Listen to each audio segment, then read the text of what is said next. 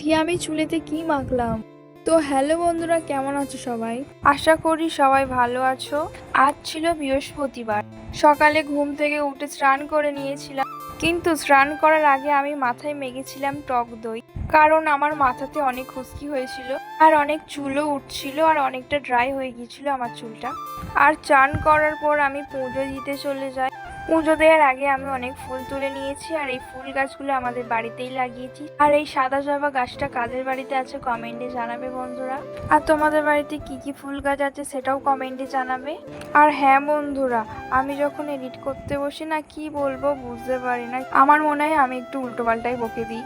তো যাই হোক বন্ধুরা, আমার এদিকে পুজো দেওয়া শেষ হয়ে গেছে, আর এখানে আমি আম কাটতে বসে গেছি আম খাবো বলে।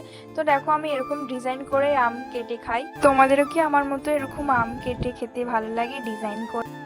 তো বন্ধুরা, ভিডিওটা এই পর্যন্ত। ভালো লাগলে একটা লাইক করে দেবেন। টাটা বন্ধুরা।